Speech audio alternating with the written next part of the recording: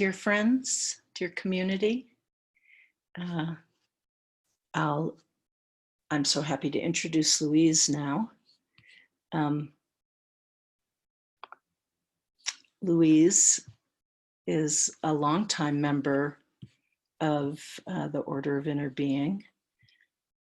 She is a friend of mine that I am honored to call a friend, and who has taken me on adventures to learn about apology and repentance, inviting me to be her attendant at a ceremony this summer. I don't know who attended who, but it was an honor to get to accompany her. She is such a deep practitioner in so many ways, and we're honored to have her here with us today.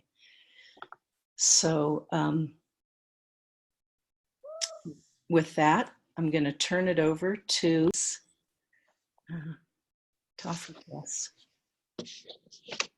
Morning, beloved Earthholders. I'm speaking to you from the far edge of Turtle Island, the west edge, the town we call Oakland. That was once an area of many villages of the Chochenyo Ohlone people, who took care of this land before my settler ancestors got here. And they're doing so again. I'll tell you more about this later on in what I have to say. I should mention also that this past week was a really hard one for us here, for people here, because we had these climate-driven winds that were so terrifying because of dryness and fire, that a lot of the electricity was turned off, and in 34 counties in Northern California. And there were people in Oakland who didn't have electricity and weren't prepared for that. And there was a good bit of suffering among people who are very dependent on machines and so forth. And I hope there was some awakening as well, because this is what we have ahead of us. I just wanted to mention that we are feeling the changes that are coming in our climate.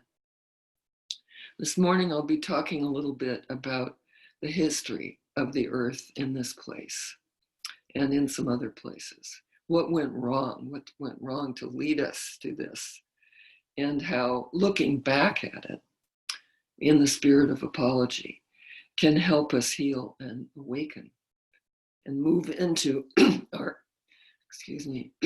move in, oh dear, I was afraid of this, and move into our uncertain future with more equanimity.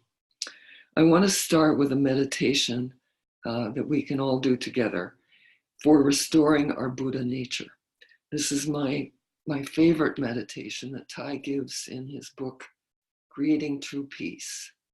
So I'd like you to join me in just sitting as beautifully as you can in this moment, and beginning to feel the earth that you're sitting on, not directly, but through the cushions, the floor, and so forth. And to begin to feel that, and to begin to notice how your breath is moving in your body.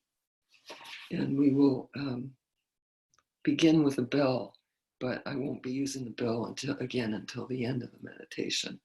And I'll be offering guidance for training the mind and the breath.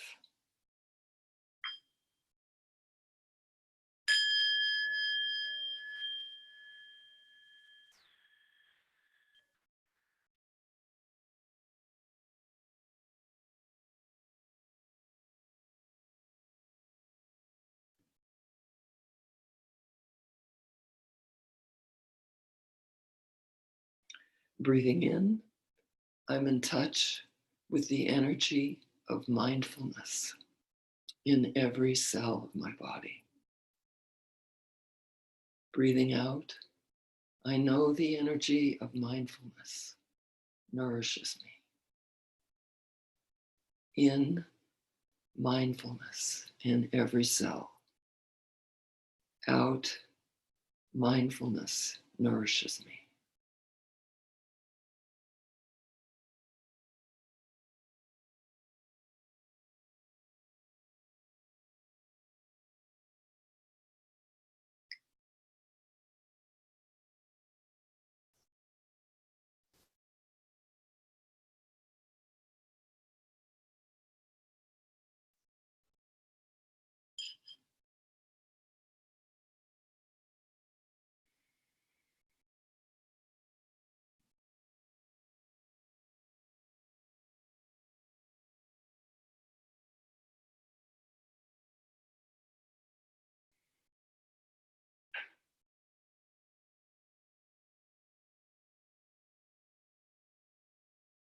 Breathing in, I'm in touch with the energy of solidity in every cell of my body.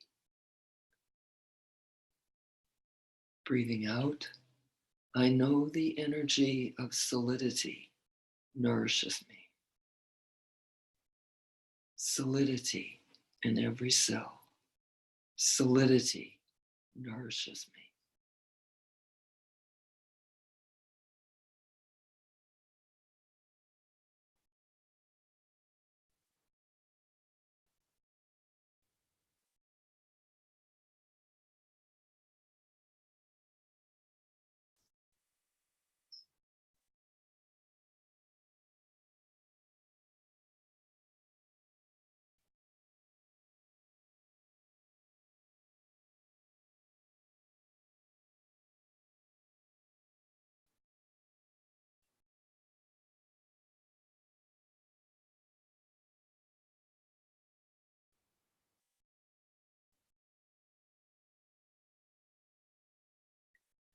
Breathing in, I'm in touch with the energy of wisdom in every cell of my body. Breathing out, I know the energy of wisdom nourishes me. Wisdom in every cell, wisdom nourishes me.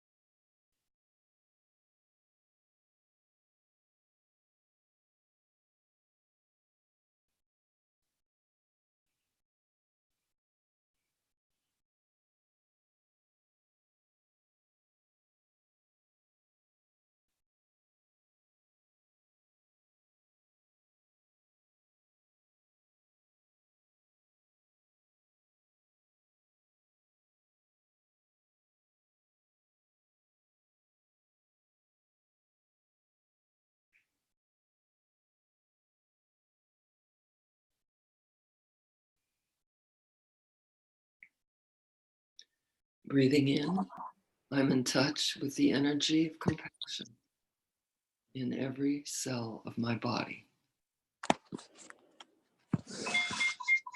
Breathing out, I know the energy of compassion nourishes me.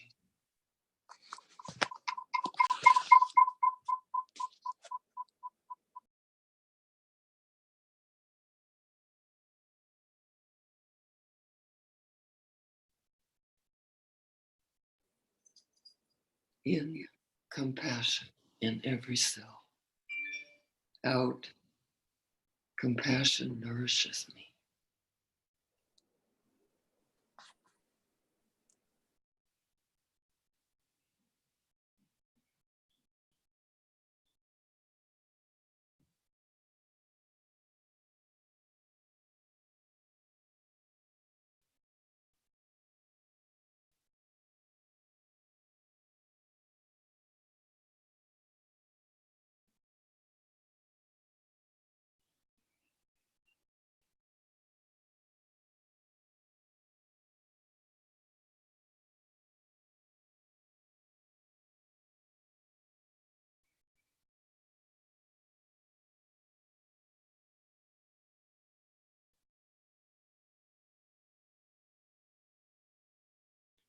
Breathing in, I'm in touch with the energy of peace in every cell of my body.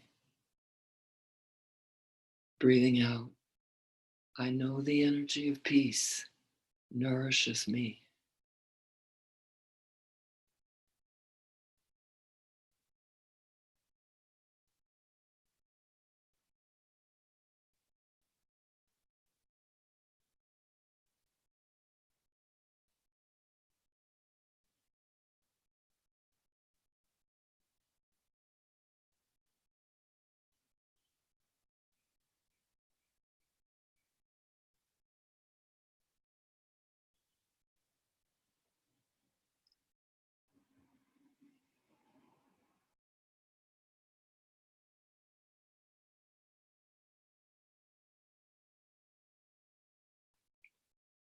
Breathing in, I'm in touch with the energy of awakening in every cell of my body.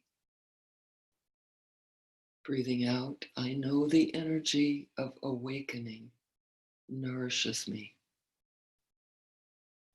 In, awakening in every cell. Out, awakening nourishes me.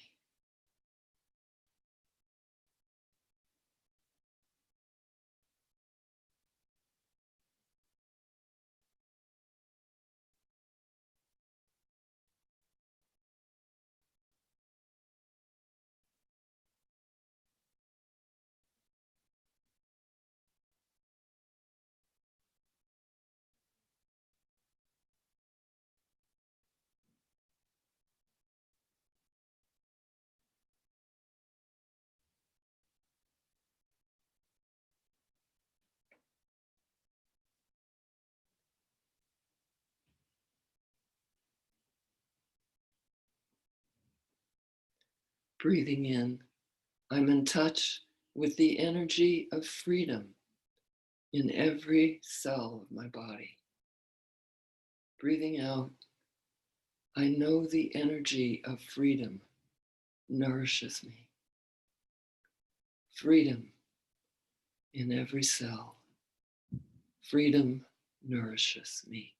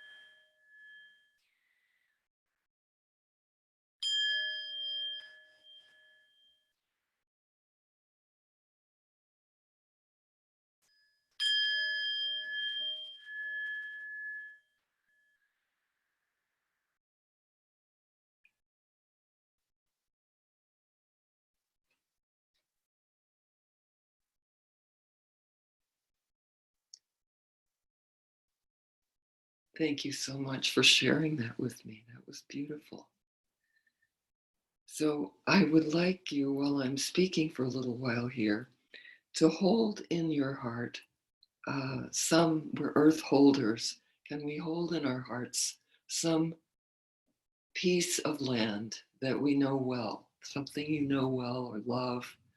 It would be A vacant lot could be a forest that you've worked to preserve, could be a mountain peak, or just the place where your home is. And if you are on a different, most of what I'll say has to do with this continent. But if you're on another continent or an island somewhere, this will work too. And I hope, because it's happened everywhere to the earth. I have only a short time to share with you now. And there's just so much that I want to say. I've been working for the past 10 to 15 years researching the story of Mother Earth and the land ancestors and my own blood ancestors who were settlers on a piece of land here in Northern California. I've been studying, I've been observing, I've been practicing, I've been trying to live with the pain of what I have found out. And I want to share just a little bit of that with you, because there's that is what leads to the apology practice. So this land has been in my family since that I'm looking at, since what I've learned was a very rapid and horrific and intense period of genocide, something I didn't know growing up, that happened in California and probably all over the continent in different ways and at different speeds.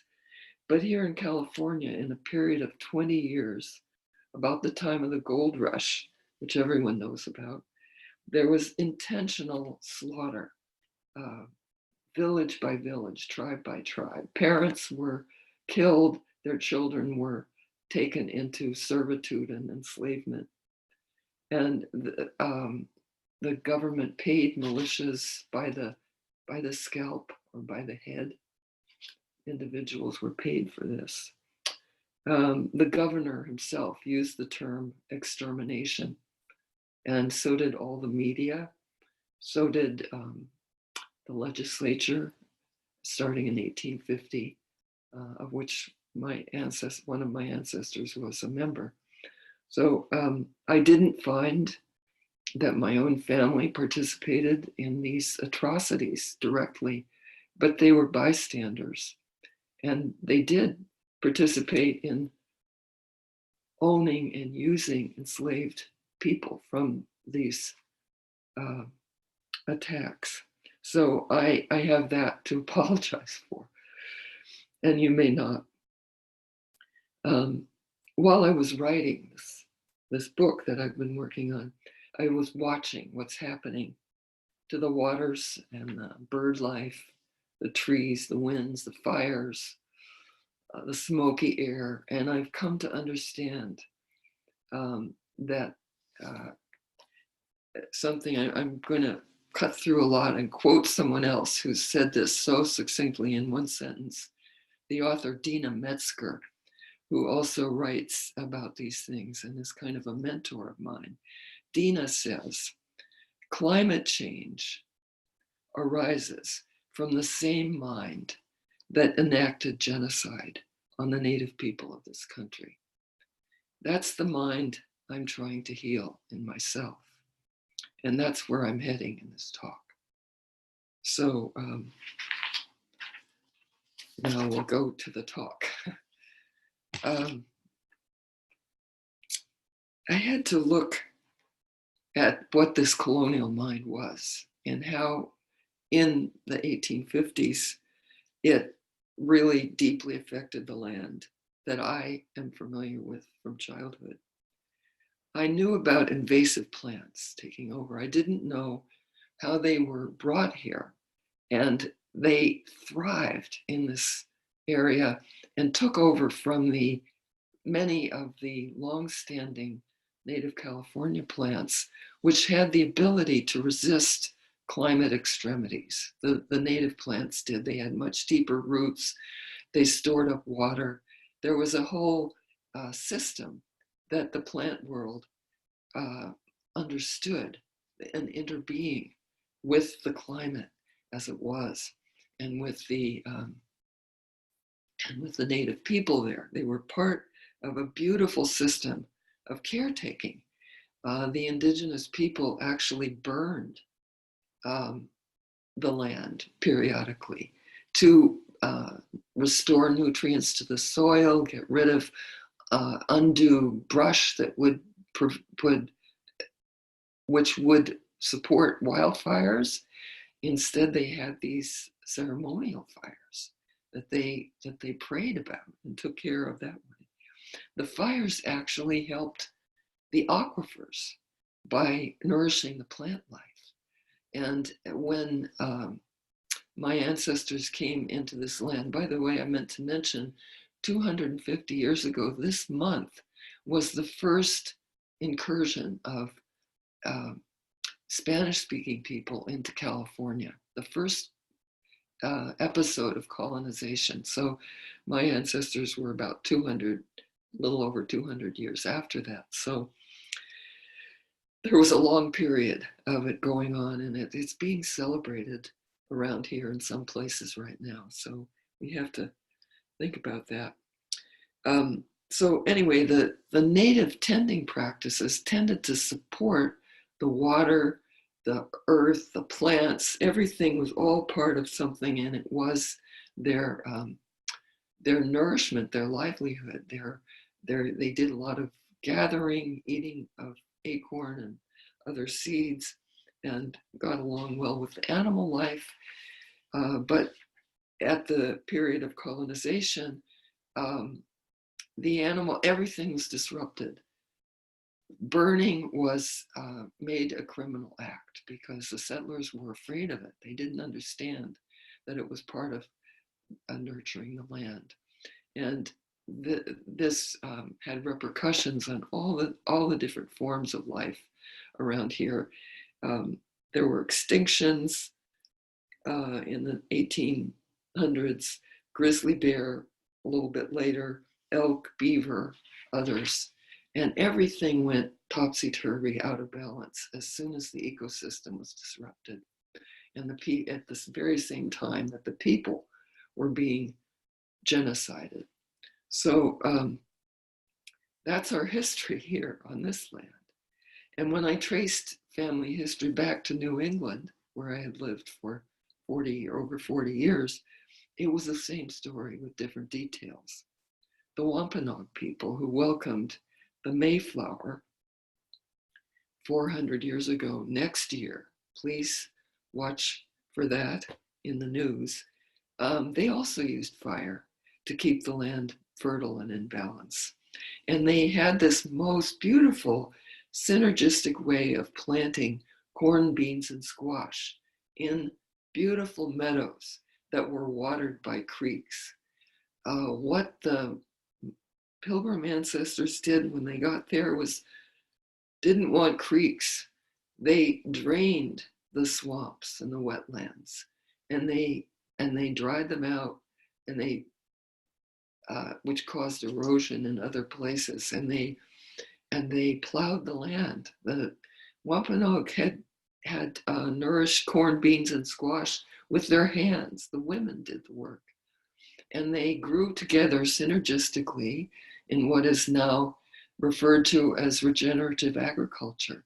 People like Charles Eisenstein and Paul Hawken are advocating that this is the way we could turn planetary collapse around by going back to regenerative agriculture. Well, our land ancestors were doing it in most parts of this country, not plowing. So pilgrims got in, plowed, men took over the caring for the land. Not that men don't have a good touch for caring for the land, but it was a whole system of thinking, a whole mindset that displaced, as quickly as they could, they displaced the female planters and leaders of the Wampanoag and empowered their sons actually to take over. So, by the way, I've given Nomi a reference sheet that you can have through the miracles of technology that has the name of a wonderful book on this subject for New England that just came out, because people are just publishing these stories now and telling them, and we're getting to know what they are. So an Abenaki writer, Lisa Brooks, wrote a beautiful history of this period from the point of view of the indigenous people. And really, it's quite the same story with different actors. Within 2 generations, this relationship of we're going to buy up your land and plow it and let our cattle run over your cornfields. This turned into war and the word, the mentality of extermination.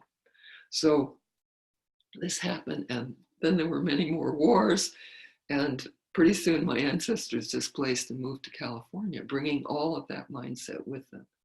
And what had they brought with them to get to this continent in the first place?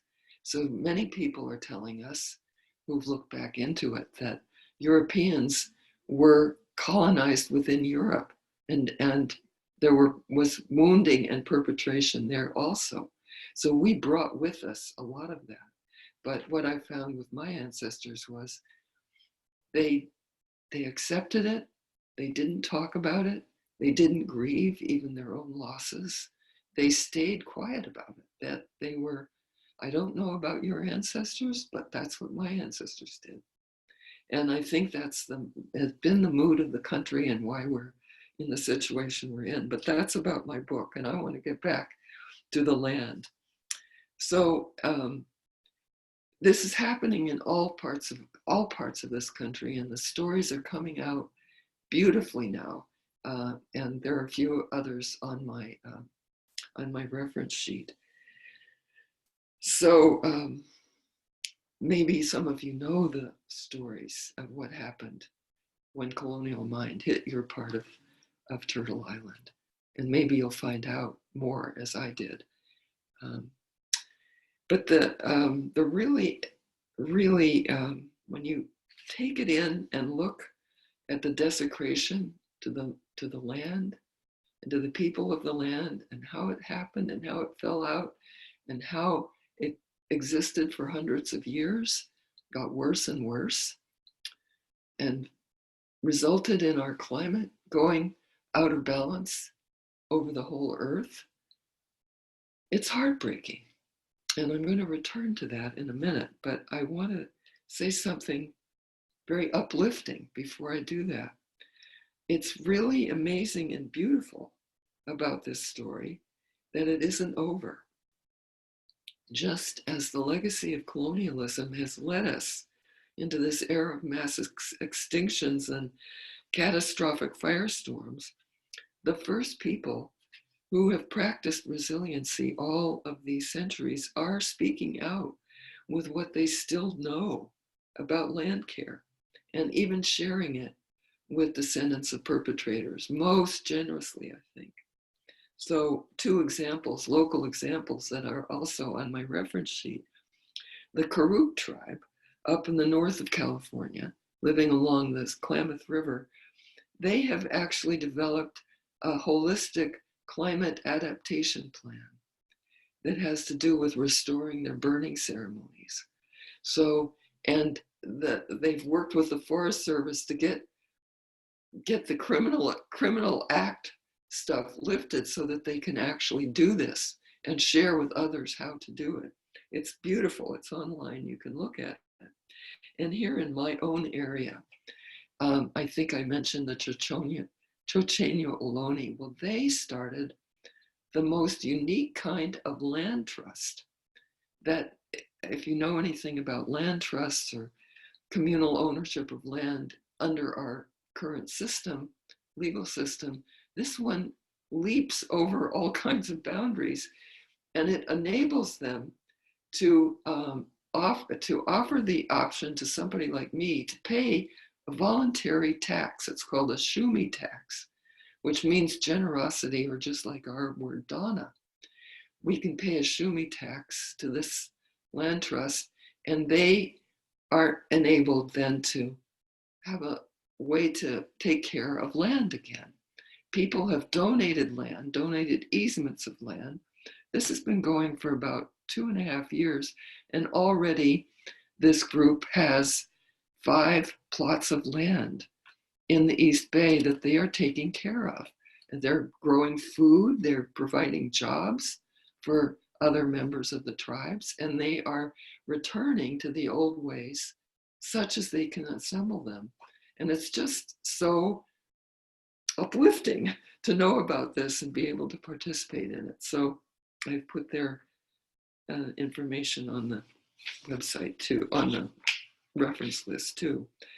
But yes, I want to pull these things to a conclusion and talk about apology now. But I just want to say that these people, I have so much admiration for the indigenous people who are doing this. They have experienced already in their intergenerational histories, they've experienced mass extinctions, ecosystem destruction, social collapse. And they have used ceremony and practices through great difficulty to restore a kind of resiliency that I think all of us need and desire and want and are seeking. And as one of my native friends puts it, we have the antibodies now. And these are the people that, in my view, need to be in our leadership as we go into this period. So this brings me to the subject of apology. And I want to start by reading something from a lovely book called Healing the Soul Wound, which is also on the reference sheet. And this is a Native American psychotherapist who found this term, soul wound, which has to do with the wound to the land and the wound to the people of the land. And I'm just going to read something he says near the end of it. Since there is no separate, it sounds like it's coming from a Buddhist, and actually he is a Buddhist practitioner and has an article, has a book called Buddha in Red Face that you might like to look at sometime. This is what he says, Eduardo Duran, that since there is no separation between the wounded and the one causing the wound, it stands to reason that earth healing will restore the souls of both the wounded and the perpetrator of the wounding. In a point in space and time, the relationship between the wounded and the perpetrator took place on the earth. The energy that was released in the process affected the earth consciousness, and the psyches of both sides were involved in the wounding. Because original peoples have lived everywhere on the earth, it stands to reason that the whole earth needs to go through a healing process, beginning with an apology from all of us human beings. The apology must be followed by a respectful relationship to the earth that continues to nurture us despite what we have done to her. So with this, I want to thank you, Eduardo Duran. I would love to meet the man. He just speaks to my soul and to our times so profoundly. So Nomi and I did get to go to an indigenous ceremony for which we wrote apologies for our ancestors, and I would like to add that we write the apology to the land ancestors and to the earth. And I did that a bit in my apology that I wrote. I certainly took weeks to write my apology, so I'm not going to turn this short session into an apology writing practice, even though it's a wonderful practice and I'm a writing coach and teacher, so I would love to do that, but we don't have time. I'd like you to just be thinking a little bit about how you might apologize to the land and to the land ancestors if you were able to do that. it's very similar to what we did was very similar to writing the love letter to a terrorist that Thai recommended that we do after 9/11. Because you write a draft and then you say, oh no, I'm just covering my ass here. I'm not really apologizing. It's not coming from the heart. It doesn't sound authentic. And then you go deeper and you go deeper, you go deeper, and you peel away the layers of self, and you come to something that really comes from the heart. But I think in Dharma sharing, we also come from the heart. So we can trust that. So we just wrote one draft after another, or I did, and it stayed away from the kinds of apologizing that we did as children when the parents said, you have to apologize to your sister. And we said, reluctantly said, I'm sorry, I took your toy. It's not that, it's really coming. We have to do it from the heart. I'm going to invite you, as we break into Dharma groups today. There's always a little bit of downtime while Nomi is getting the Dharma groups set up, and I think we're large enough that we do need Dharma groups, Dharma sharing groups, and possibly even a people of color group if that is wanted or needed. So while we're waiting for that to happen, because it always takes a while, we can be thinking, what kind of apology could you share? And maybe that's something you would like to work on in the meantime, after the session is over. Perhaps Nomi and I could think about how to revisit that and do something go a little deeper with people's apologies on this call sometime. So I would like to end my offering and invite us to go into Dharma sharing.